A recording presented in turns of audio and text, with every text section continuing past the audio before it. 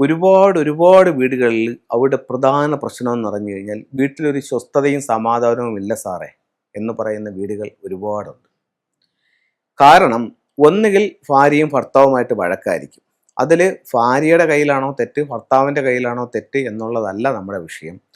വാസ്തുപ്രകാരം എന്തെങ്കിലും കാരണങ്ങൾ കൊണ്ട് ഇങ്ങനെ ഒരു ബുദ്ധിമുട്ട് വരാമോ ഇല്ലയോ എന്നുള്ളതാണ് ഇവിടുത്തെ ചോദ്യം. ഉറപ്പായിട്ടും വരാം. എന്താന്ന് വെച്ച് കഴിഞ്ഞാൽ ചൈനീസ് വാസ്തുകലയായ ഫുങ്ഷോ പ്രകാരം ഏതൊരു വീടിൻ്റെയും തെക്കു പടിഞ്ഞാറ് ദിക്കെന്ന് പറയുന്നത് ഭാര്യയും ഭർത്താവും തമ്മിലുള്ള ഐക്യവും പരസ്പര സ്നേഹത്തിൻ്റെയും ദിക്കായിട്ട് ഫെങ്ഷുയിൽ ഇതിനെ കണക്കാക്കുന്നു. അപ്പോൾ ഈ ദിക്കിൽ നമ്മൾ നടത്തുന്ന ഏതൊരു നിർമ്മാണ പ്രവർത്തനവും ഇവരുടെ ജീവിതത്തെ സാരമായ രീതിയിൽ ബാധിക്കാം.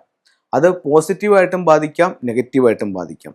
കന്നിമൂലയെ വികലമാക്കിക്കൊണ്ട് നമ്മൾ ആ ഭാഗത്ത് നിർമ്മിതി ചെയ്യുകയോ അല്ലെങ്കിൽ കന്നിമൂല ഭാഗത്ത് നമ്മളൊരു സെപ്റ്റിക് ടാങ്കോ വേസ്റ്റ് വാട്ടറിൻ്റെ കുഴിയോ ചെയ്യുകയോ അതല്ലെങ്കിൽ കന്നിമൂല ഭാഗത്ത് നമ്മളൊരു ടോയ്ലറ്റ് പണിയുകയോ, അതിൻ്റെ കാര്യം പറഞ്ഞപ്പോഴത്തേക്കാണ് ഒരു കാര്യം കൂടെ പറയാനുണ്ട്. എന്താണെന്ന് വെച്ച് കഴിഞ്ഞാൽ പല വീടുകളിൽ നമ്മൾ പോകുമ്പോഴും ഇപ്പോൾ ഒരു വീടിൻ്റെ തെക്ക് പടിഞ്ഞാറ് ഭാഗം എടുത്ത് വീടിനെ കറക്റ്റ് 9 തിരിച്ചിട്ട് തെക്ക് പടിഞ്ഞാറ് ഭാഗം എടുത്തു.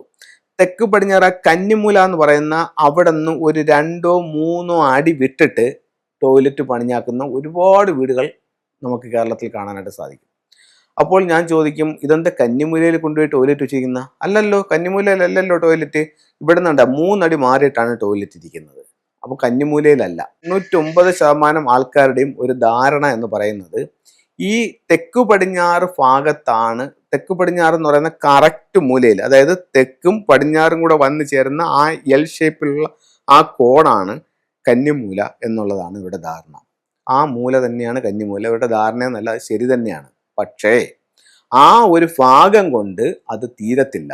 എന്താന്ന് വെച്ച് കഴിഞ്ഞാൽ വീടിനെ കറക്റ്റ് 9 തിരിക്കുമ്പോൾ 8 ദിക്കുകളും ഒരു ബ്രഹ്മസ്ഥാനവും നമുക്ക് കിട്ടും. അതിൽ ആ വീടിന്റെ സൈസ് അനുസരിച്ച് 45 ഡിഗ്രി, അതായത് മൊത്തത്തിൽ എത്ര ഡിഗ്രിയാണ് ഒരു വീടുള്ളത്? 360 ഡിഗ്രിയാണ് ഒരു കോമ്പസ് ഉള്ളത്. അതായത് മൊത്തം കോമ്പസ് എന്ന് പറയുന്നത് 360 ഡിഗ്രിയാണ്. നമുക്ക് എത്ര ദിക്കുണ്ട്? 8 ദിക്ക്. 360 8 കൊണ്ട് ഡിവൈഡ് ചെയ്യുമ്പോൾ എത്ര കിട്ടും? 45 ഡിഗ്രി കിട്ടും. ആ വീടിനെ കറക്റ്റ് 9 തിരിക്കുമ്പോൾ ആ സെൻട്രലത്തെ ഭാഗം വിട്ടിട്ട് ബാക്കി വരുന്ന 360 ഡിഗ്രിയിൽ 8 ഭാഗം നമുക്ക് എന്ത് കിട്ടും? ഈ ദിക്ക് കിട്ടും. അപ്പോൾ ആ കന്നിമൂല പറയുന്ന ഭാഗത്ത് ഒരു ടോയ്ലറ്റ് ഇരുന്നാൽ ആ വീട്ടിൽ വാസ്തുപ്രകാരം ഫെങ്ഷു പ്രകാരം എന്തൊക്കെ ദോഷങ്ങൾ വരുന്നോ അതേ ദോഷങ്ങൾ ഈ 45 ഡിഗ്രിക്കകത്ത് എവിടെ ഇരുന്നാലും അവിടെ വരുമെന്നുള്ള കാര്യത്തിൽ യാതൊരു സംശയവുമില്ല. അപ്പൊ നമ്മൾ എന്ത് വേണം? ഈ 45 ഡിഗ്രിക്ക് അകത്താണോ പുറത്താണോ ഈ ടോയ്ലറ്റ് എന്നുള്ളത് നമ്മൾ കൃത്യമായി മനസ്സിലാക്കിയിരിക്കണം. അല്ലെന്നുണ്ടെങ്കിൽ ഉറപ്പായിട്ടും നമ്മുടെ ജീവിതത്തെ അത് സാരമായും ബാധിക്കും. ഈ പറഞ്ഞ കാര്യങ്ങൾ 2, 3, 4 തവണ നിങ്ങൾ റിപ്പീറ്റ് ചെയ്ത് കേട്ടാലും നിങ്ങൾക്ക് അതിൻ്റെ ഗുണങ്ങളുണ്ടാവും. നിങ്ങളൊരു പുതിയ വീട് വയ്ക്കുന്ന ആളാണെന്നുണ്ടെങ്കിൽ ഉറപ്പായിട്ടും നിങ്ങൾ ഈ 45 ഡിഗ്രികളെ പരിഗണിക്കേണ്ടതുണ്ട്. അതായത് നിങ്ങളുടെ വീടിനെ കറക്റ്റ് 8 തിരിച്ചുകൊണ്ട് അതിൻ്റെ ഓരോ ദിക്കും എവിടം മുതൽ എവിടം വരെ ഉണ്ട് ആ 45 ഡിഗ്രി എന്ന് പറയുന്ന സ്ഥലത്ത് 3 കാര്യങ്ങൾ നിങ്ങൾ വളരെ വ്യക്തമായി നിങ്ങൾ ശ്രദ്ധിക്കണം. ഒന്ന്, ആ 45 ഡിഗ്രിക്കകത്തുള്ള തെക്ക് പടിഞ്ഞാറിനകത്ത് നിങ്ങളുടെ ടോയ്ലറ്റ് വരാൻ പാടില്ല. ഒന്ന്, 45 ഡിഗ്രി എന്ന് പറയുന്ന വടക്ക് കിഴക്ക് ഭാഗത്ത് നിങ്ങളുടെ ടോയ്ലറ്റ് വരാൻ പാടില്ല.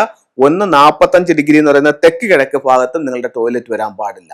ഈ 3 ഭാഗത്ത് നിങ്ങൾക്ക് ടോയ്ലറ്റ് വന്നിട്ടുണ്ടോ ഉറപ്പായിട്ടും അതിൻ്റെ ബുദ്ധിമുട്ടുകളും കഷ്ടപ്പാടുകളും നിങ്ങളുടെ ജീവിതത്തിലേക്ക് അത് കൊണ്ടുപോകും. അത് വളരെയധികം ശ്രദ്ധിക്കേണ്ടതാണ്. അപ്പോൾ ഇത് വളരെ വ്യക്തമായി മനസ്സിലാക്കുക. നിങ്ങൾ വെച്ചുപോയ വീടാണെന്നുണ്ടെങ്കിൽ നല്ലൊരു ഫെങ്ഷി മാസ്റ്ററെ വിളിച്ചിട്ട് അതിനെ കറക്റ്റ് ചെയ്തെടുക്കുക. എന്നിട്ട് ഇത് വന്നിട്ടുണ്ടോ എന്ന് നോക്കുക. വന്നിട്ടുണ്ടെന്നുണ്ടെങ്കിൽ ഉറപ്പായിട്ടും അതിൻ്റെ റെമഡികൾ ചെയ്ത് നിങ്ങളുടെ ആ പ്രശ്നങ്ങളെ ലഘൂകരിക്കാനായിട്ട് ഫെങ്ഷുയിലൂടെ സാധിക്കുന്നതാണ്. ഫെങ്ഷുയിലെ ചില ടൂളുകളിലേക്ക് നമുക്ക് പോകാം. 5 എലമെന്റ് പഗോഡ എന്ന് പറഞ്ഞിട്ടുള്ള ഒരു ടൂളാണ്. നിരന്തരമായിട്ട് നമ്മുടെ ജീവിതത്തിൽ ഉണ്ടായിക്കൊണ്ടിരിക്കുന്ന നഷ്ടങ്ങളെ പരമാവധി ഒഴിവാക്കാനായിട്ട് 5 എലമെന്റ് പഗോഡ നമ്മളെ സഹായിക്കുന്നതാണ്. ഇത് അനിമൽ കാർഡാണ്. East dragon, south Phoenix, west white tiger, north tortoise. വീടിന്റെ 4 മഹാദിക്കുകൾ 4 സ്വർഗീയ മൃഗങ്ങളാൽ സംരക്ഷിക്കപ്പെടുന്നു. ദോഷങ്ങൾ മാറ്റാനായിട്ട് ഫെങ്ഷുയി നല്ലൊരു ടൂളായി ഇതിന് ഉപയോഗിക്കുന്നു. എല്ലാവർക്കും എല്ലാ ഐശ്വര്യങ്ങളും ഉണ്ടാവട്ടെ എന്ന് പ്രാർത്ഥിച്ചുകൊണ്ട് നിർത്തുന്നു. നന്ദി, നമസ്കാരം.